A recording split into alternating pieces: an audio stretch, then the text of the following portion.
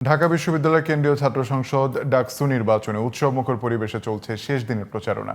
স্বাধীনতা ও সার্বভৌমত্বের প্রশ্নে কোনো আপোষ না করার শপথ নিয়েছেন ছাত্রদল সমর্থিত প্যানেলের প্রার্থীরা। অন্যদিকে ছাত্র শিবির সমর্থিত প্যানেলের অভিযোগ, শুরু থেকেই একটি দলকে বিশেষ সুবিধা দিচ্ছে নির্বাচন কমিশন। মাহি হাসানের রিপোর্ট। রোববার সকাল থেকেই শেষ দিনের নির্বাচনী প্রচারণায় নেমে পড়েন ডাকসু নির্বাচনের প্রার্থীরা। দুপুরে ঢাকা বিশ্ববিদ্যালয়ের ঐতিহাসিক বটতলায় ডাকসু ও হল সংসদ নির্বাচনের প্রার্থীদের শপথ অনুষ্ঠানের আয়োজন করে জাতীয়তাবাদী ছাত্রদল সমর্থিত প্যানেল। জাতীয় সঙ্গীত পরিবেশনের মধ্য দিয়ে শুরু হয় শপথ অনুষ্ঠান।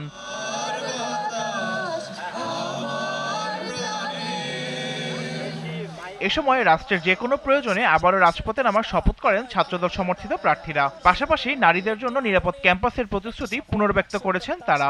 আমরা সবাই মিলে কাঁধে কাঁধ মিলিয়ে গণ অভ্যুত্থানের আকাঙ্ক্ষাকে ধারণ করি, গড়ে তুলি একটি সাম্য, মানবিক মর্যাদা ও শিক্ষার্থী বান্ধব ঢাকা বিশ্ববিদ্যালয়।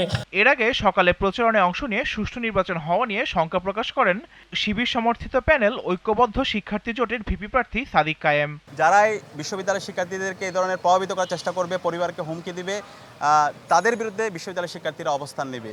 বিকেলে মধুর ক্যান্টিনে এক সংবাদ সম্মেলনে সবাইকে ভোট কেন্দ্রে যাওয়ার আহ্বান জানান প্রতিরোধ পরিষদের জিএস প্রার্থী মেঘমল্লার বসু। নারী হলের বোনদের মনে করিয়ে দিতে চাই, আপনারাও মনে রাখুন 3টা মাস আগেও কারা বিশ্ববিদ্যালয়ের যে সংসদ, শিক্ষার্থী সংসদ রয়েছে, সেই শিক্ষার্থী সংসদে বসে নারীদের মোরাল পুলিশিং করত। আপনারা ভোট দিতে আসলে গোটা ইকুয়েশন বদলায় যাবে।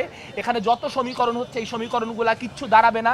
এখানে স্বাধীনতা বিরোধীরা একটা পোস্টেও জিতে আসতে পারবে না। আগামী 9 সেপ্টেম্বর অনুষ্ঠিত হবে ডাকসু ও হল সংসদ নির্বাচন। Mahi Hasan, GTV news, Dhaka.